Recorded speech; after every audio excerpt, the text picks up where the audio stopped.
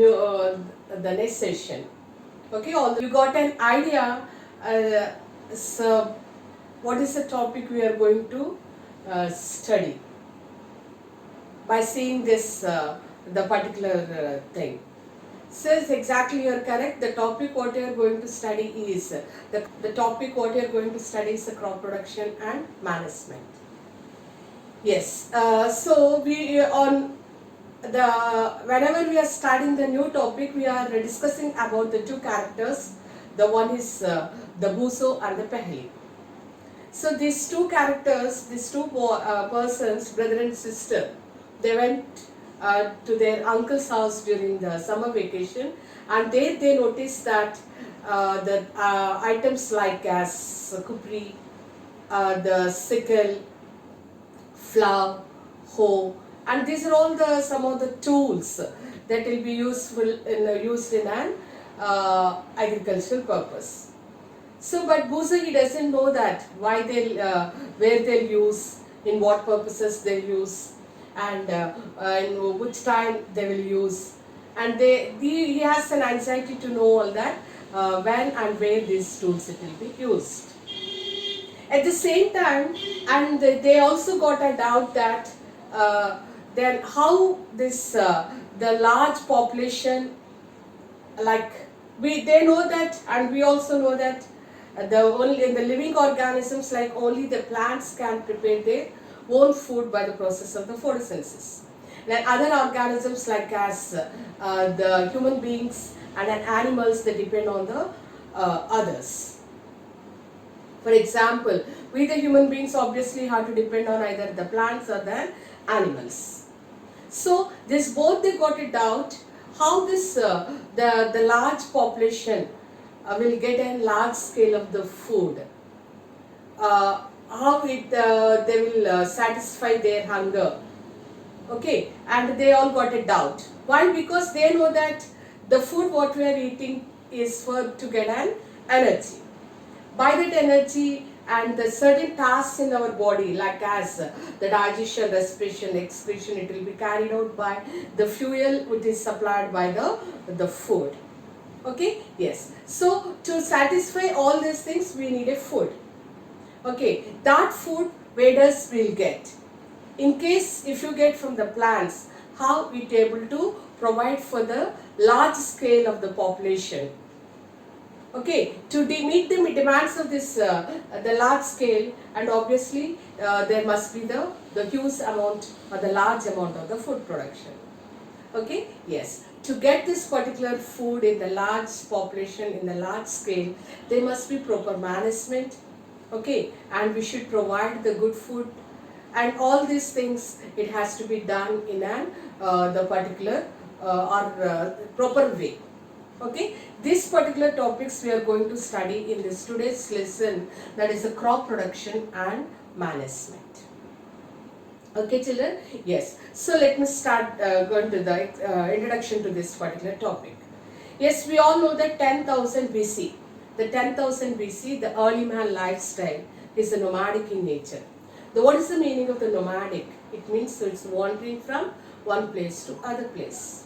A group of people is to wander from one place to other place. Okay, so while they're wandering like, why they used to wander like that? In search of the food, and the second word, in search of the shelter. Okay, so by this, fortunately, then when they're moving from one place to another place, again they used to back to the same place. For example, the place where they started, that is from the A, and whatever the food, fruits and vegetables they got, they used to eat there and they used to throw there itself, and then they moved to the other place that is called as a B. Okay, and accidentally or fortunately they used to visit to the same place called as A, as they're roaming, the nomadic, moving from one place to another place. At the time, they noticed that a group of plants are which are not there in the first time, and again they noticed when they visited in the second time to this particular area. So that's the beginning for the agriculture or the cropping by the early man. Okay, so they started collecting all the seeds of the fruits and vegetables, whatever they used to have, and they used to collect and they used to keep in a particular place, and then slowly the cropping was done. Okay, yes. Let me explain that what is called as a crop. What is called as a crop? Same variety of plants must be grown in particular place in a large scale. Okay, just look this particular picture. So all these plants are the paddy plants, same variety of plants, and they're grown in one particular place in a large scale. That is called as a crop. Okay, let me repeat. The same variety of plants grown in the same place in a large scale is termed as a crop. Okay, we already studied in your previous classes, crops are nothing but like as cereals, okay, and vegetables and fruits, etc. As the India is the vast country, and we have the vast climatic conditions also, like as the temperature, humidity, okay, and the rainfall, and all this it will be varies from the place to place. What are those three? Temperature, humidity, and the third one is the rainfall. It varies from place to place. Obviously, based on this above conditions, what will happen? The crop or the plant growth, which is also differ. So, and based on this, the climatic conditions, the cropping patterns are basically divided into two. Okay, the first type of crop is an kharif crop. So mostly these kharif crops they used to seen in the rainy season. In India, the rainy season begins from June to September. Okay, kharif crops mostly will seen in the rainy season, and it will be start from June to September. Examples for this particular kharif crops is paddy. Just look this particular picture. The paddy, maize, soybean, groundnut, cotton, etc. Okay, so then this is about the kharif crop. And the second type of crop is rabi crops. And usually these are, will also call as a winter crop, we can say that. Mostly these crops will grow in a winter season. Rabi crop grown in a winter season. In India, the winter begins from an October to March. Okay, examples for this rabi crops, look this particular picture and observe these examples. Wheat, the gram, pea, mustard, and linseeds. And these are the examples for the rabi crop. And other crops like as a pulses and some of the vegetables, and that will be grown in a summer season also. There will be the third variety of the crop also. We'll study that in higher classes. According to your syllabus, just we are going to learn about the two cropping patterns. One is the kharif crop and the second one is a rabi crop.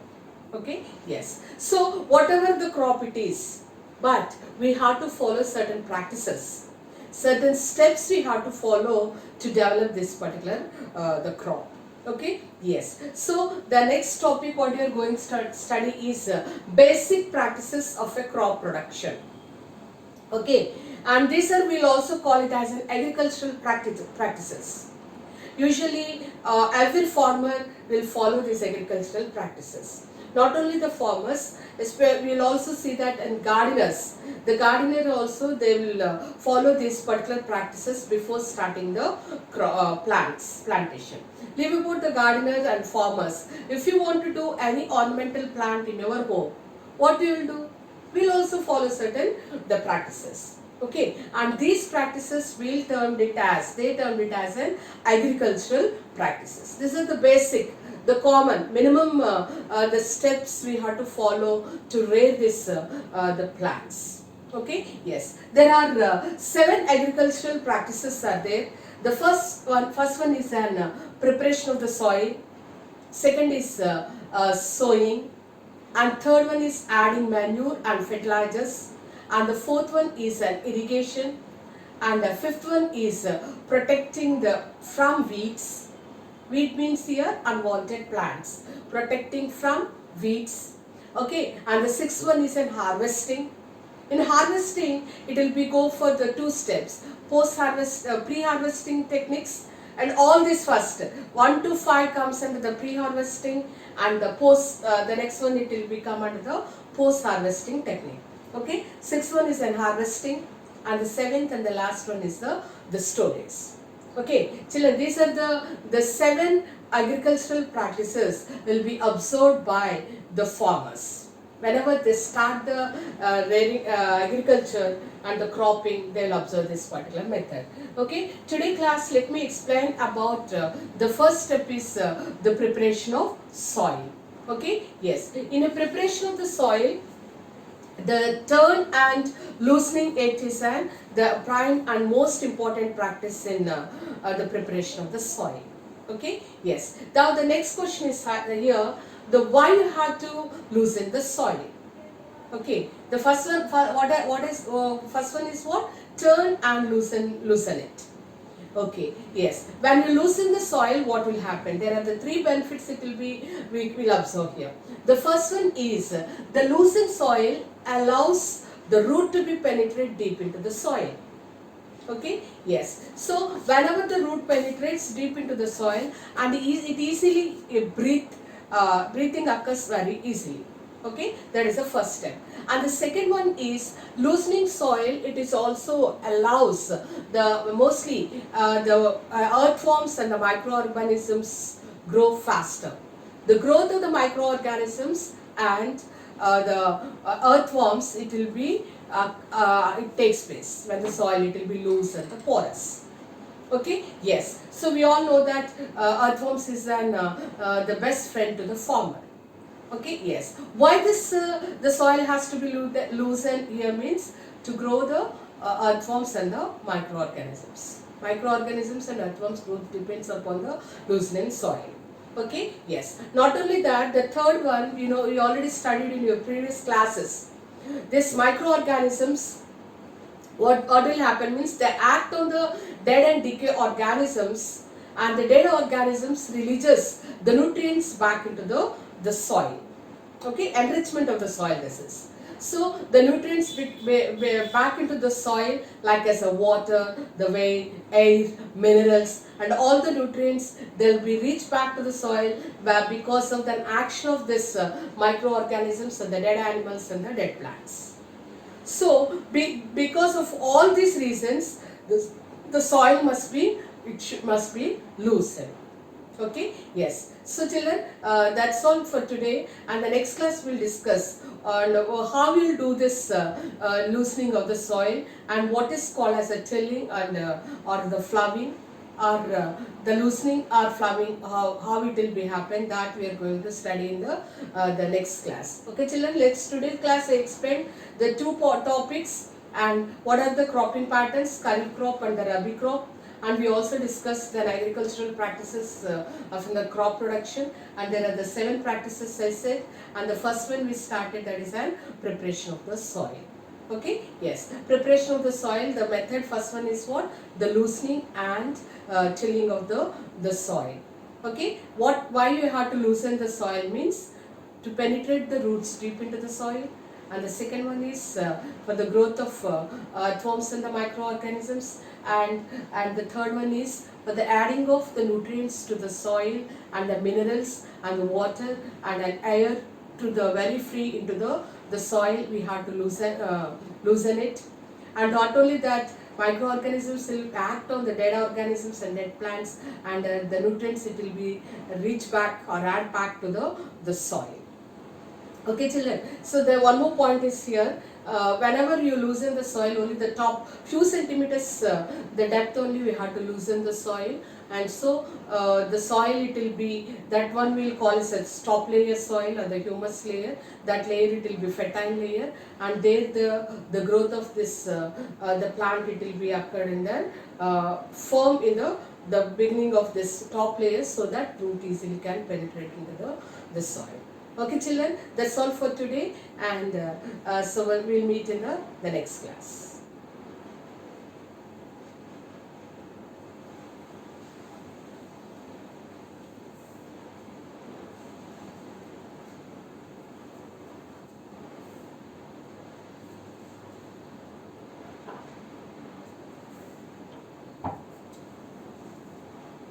chocolate